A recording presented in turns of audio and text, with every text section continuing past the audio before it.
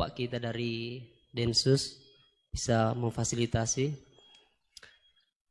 Pak Kiai, yang pertanyaan saya, kita ini kan teman-teman ini bahasanya ex napiter, pernah masuk dalam kesalahan kebencian terhadap negara.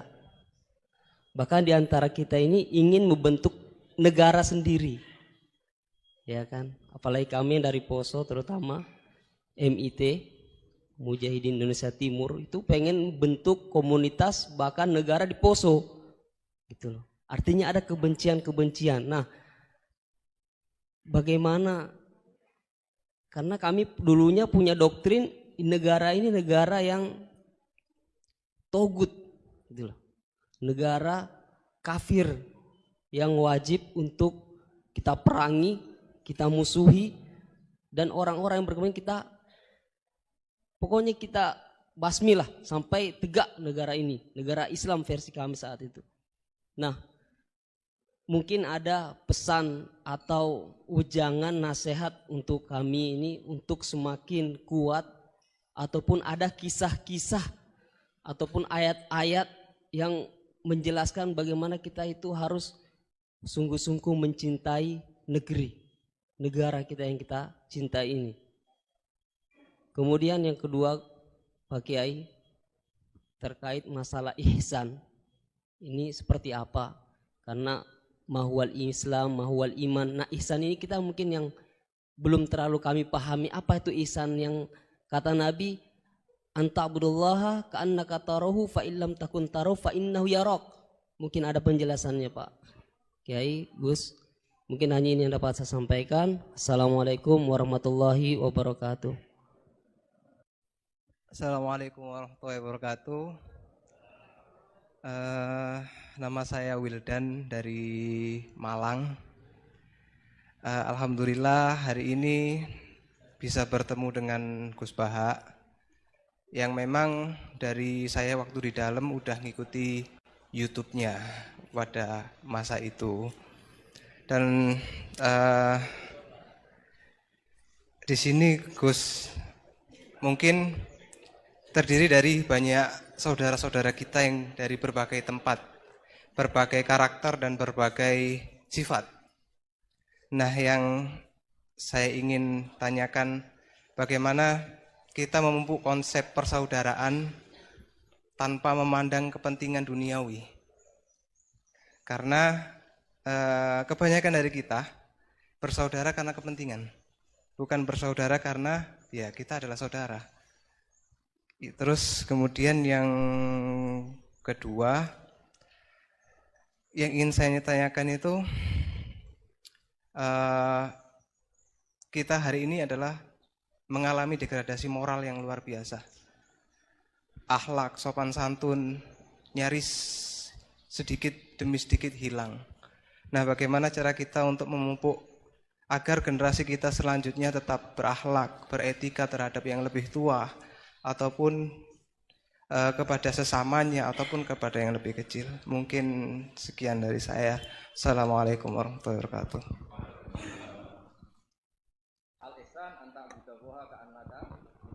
Coba diulang lagi. Al-ihsan anta'budallaha ka'annaka tarahu fa illam takun tarahu fa innahu yaraka. Oh ya, bagus, masih bisa dibenarkan. Ya, bagus, masih ingat.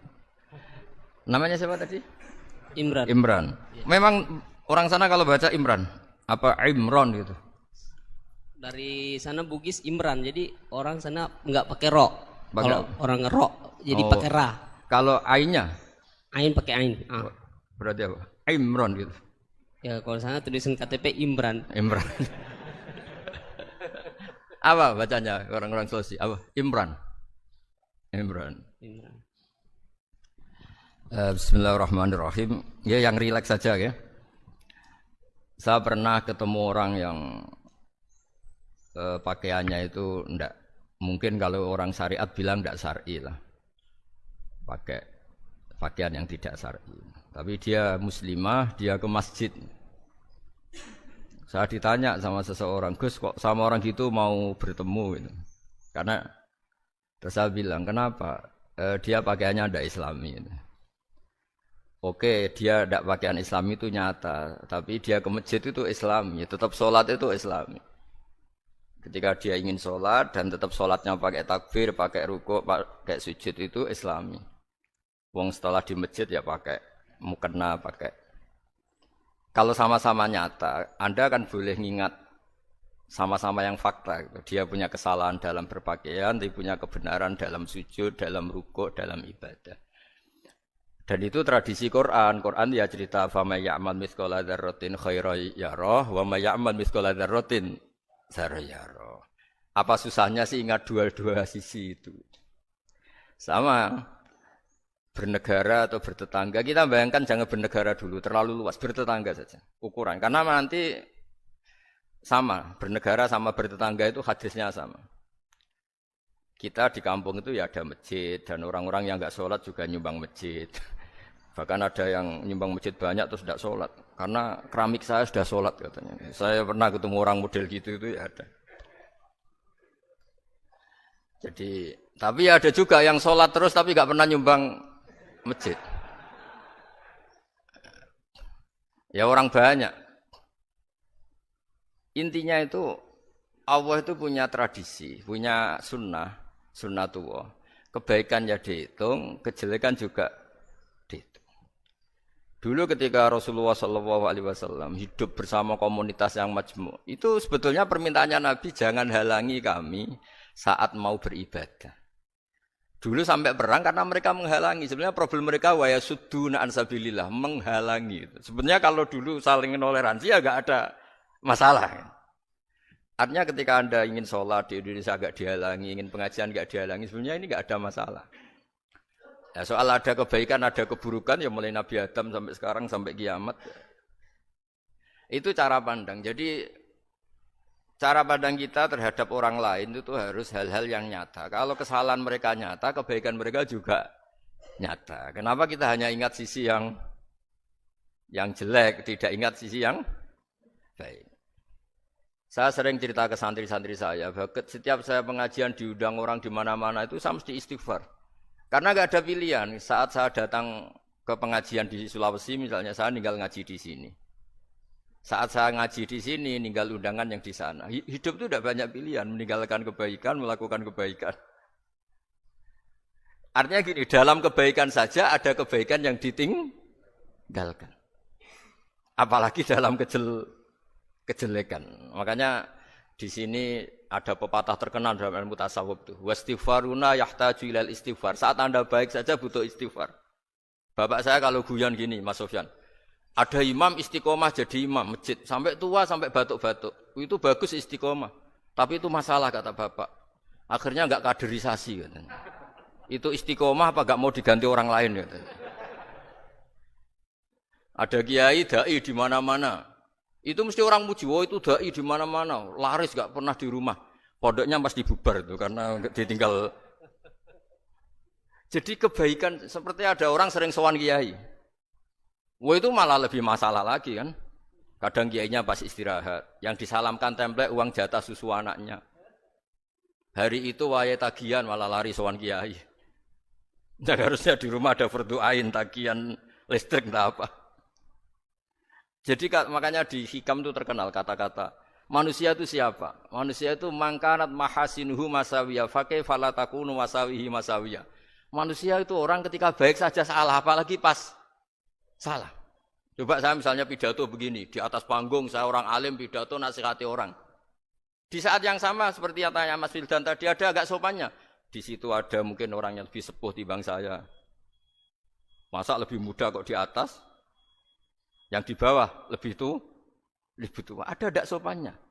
Mau enggak pidato disuruh, mau di atas disuruh, enggak sopan sama yang. Tapi misalnya yang paling sepuh pidato enggak pernah ngaji kok pidato terus gimana? Artinya ketika kita baik saja ada salahnya, apalagi pas salah. Sebab itu ajaran Rasulullah itu suruh berdoa Rabbana dzolamna anfusana. Sebelum minta itu merasa, ya Allah kita ini mendolimi diri kita sendiri. Karena dalam pilihan-pilihan itu pasti ada salahnya. Coba misalnya Anda bangun masjid habis 2 miliar. Yang harusnya 1 miliar sudah jadi. Terus nanti suatu saat ketemu Allah ditanya. Itu ada orang miskin, fakir miskin, yatim. Andai kan kamu sumbang 1 miliar itu sejahtera semua. Gara-gara kamu bangun masjid terlalu mewah. Ya tapi kadang-kadang orang kebaikannya itu orientasinya bangun masjid. Gak tertarik nyumbang fakir. Saat itu cara berpikir gitu mau apa? Tapi kalau dia kumuluhur manusia terbaik karena bangun masjid 2 miliar, coba diaudit secara kepentingan syar'i. Penting mana dengan ngasih makan fakir miskin? Penting mana dengan menikahkan janda misalnya? Penting mana dengan pendidikan? Apa artinya masjid mewah orang nggak tahu halal haram, nggak tahu najis, nggak tahu cara sesuci, nggak tahu cara adzan yang benar. Terus penting mana untuk beli kitab sama dipakai masjid? Apa artinya beli kitab apa tapi nggak makan? Penting mana makan sama beli kitab? Ada auditnya. Makanya manusia itu ketika baik pun disuruh istighfar. Apalagi ketika salah. Nah dengan perasaan seperti itu kebencian pada orang lain luluh. Karena potensi baik pada orang lain ternyata tinggi. Dan potensi salah ke kita juga tinggi. Nah dilatih gitu. Jadi di Ihya itu ada kitab tawadhu. Kitab tawadhu itu dilatih. Ketemu orang tua. Huwa aksaru ibadatan. Dia mesti ibadahnya lebih banyak karena lebih tua timbang saya. Pasti sholatnya lebih lama timbang saya. Ketika Anda sudah tua melihat anak-anak, huwa aqallu minni maksiatan. Mesti maksiatnya tidak banyak karena masih kecil.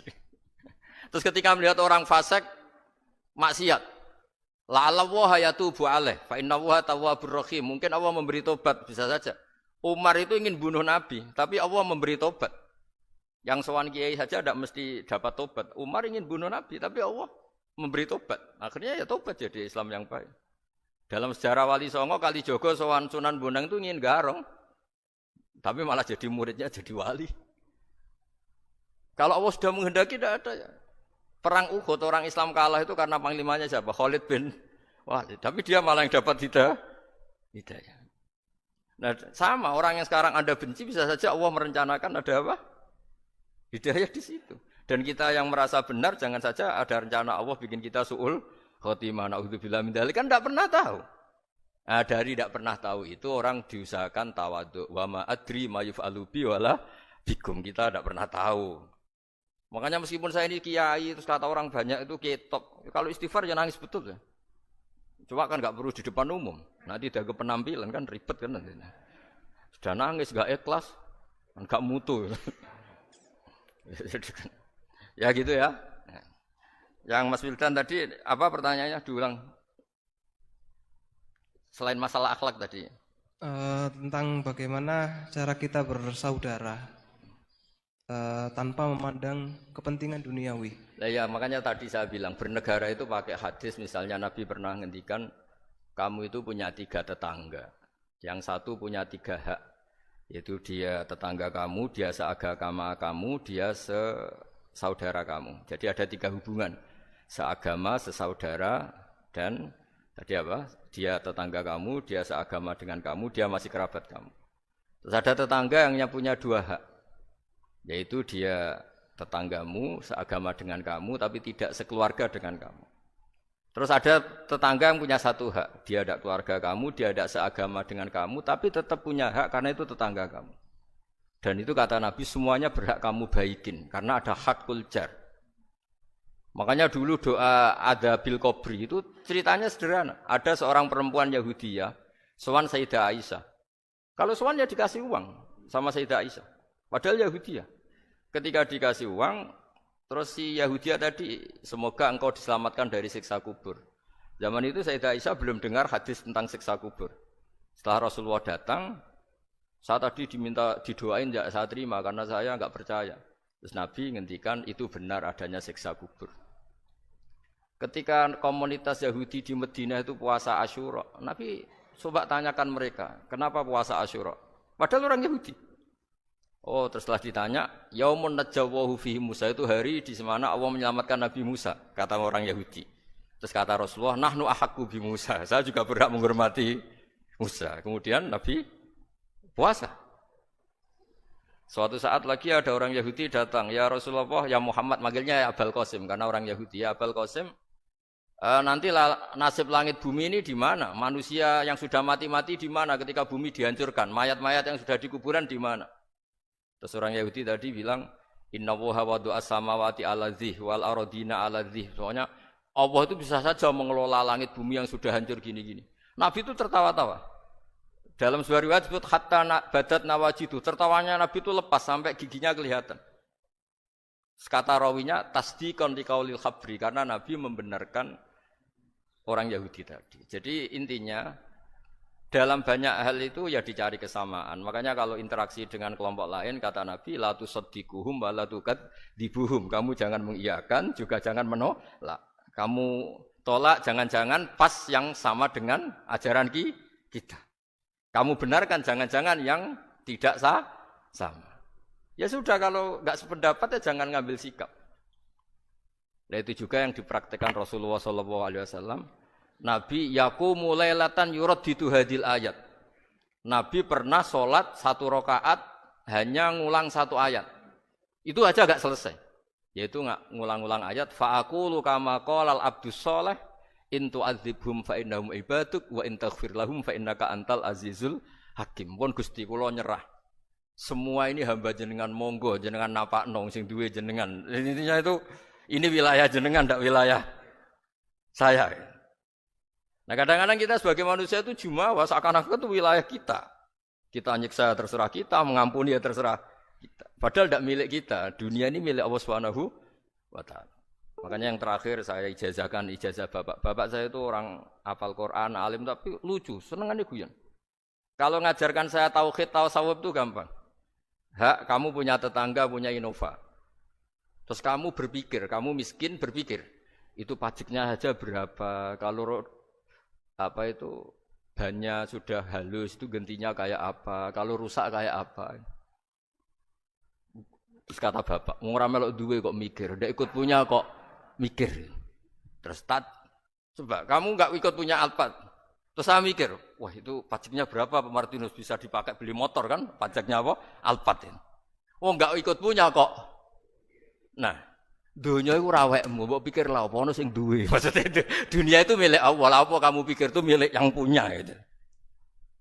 Nah, itu yang dimaksud dalam ilmu tasawuf, da'it tadbir fama qoma bi ghairuk la tuqim bihi nafsak. Sudah kamu enggak usah ikut campur, itu wilayahnya Allah gitu karena wong enggak ikut punya kok ikut mikir. Anda benci orang, benci sekali karena dia tauhid misalnya. Jangan-jangan Allah punya rencana memberi hidayah dia. Atau Allah punya rencana dari dia keluar orang-orang Islam yang soleh. Makanya ketika Malakul Jibal, ya Rasulullah saya disuruh Allah, terserah engkau. In syi'ta an udbiko alaihim al-akhshaban. Kalau engkau mau orang-orang yang mendustakan kamu saya hancurkan. Apa jawabannya Nabi? La, jangan. Bal arju ayyukhrijawah min aslabihim ma ya'buduwaha wa la yusyriku bihi syai'an. Itu di Bukhari. Enggak, bisa saja sekarang dia kafir, anak turunnya jadi Islam. Dan betul. Abu Jahal punya anak Ikrimah, Abu Lahab punya anak Darro. Walid itu musuh besarnya Nabi, punya anak Khalid. Ya sudahlah, kita selalu berharap bahwa ini wilayahnya Allah. Sudah kita berharap. Agama ini bagi yang selalu punya harapan. Dimangkan ya arjuwaha. Orang yang selalu punya harapan. Kita berharap tambah hari tambah baik, tambah damai, tambah kondusif, tambah segalanya baik. Dan saya seperti ini juga ingin ikhlas dan akan selalu ikhlas. Ya saya sering bilang kalau pejabat mau sini itu sering tak ngel-ngel. Saya ini sudah ingin Indonesia itu baik itu tanpa diminta. Kalau diminta itu malah seakan-akan saya belum melakukan. Ini kan. Sudah saya lakukan kok baru diminta. Karena ini wilayah kita semua. Artinya ingin baik itu keinginan kita semua. Status kita. Kata Sayyid Zabidi dalam kitab Ithaf, keinginan baik itu syakhsiyatuk wa hakikatuk. Itu kamu sekali. Manusia itu kan kata Allah Ta'ala, saya pertama menciptakan manusia itu khunafa, orang yang berkeinginan baik. Baru digoda setan terus macam-macam. Jadi keinginan baik itu hakikatuk wa syakhsiyatuk. Itu kamu sekali. Ingin baik itu kamu sekali. Itu status kamu katanya. Makanya orang preman kayak apa, mabuk kayak apa, ada orang kecelakaan, pikiran pertama itu nolong. Itu yang normal. Soal ada kasus, pikiran pertama ngambil HP-nya itu 0,sekian%. Jadi pikiran pertama mesti nolong itu. Karena itu syakhsiyatuk wa hakikatuk. Nggih, ngoten mugi-mugi barokah sedanten. Assalamualaikum warahmatullahi wabarakatuh.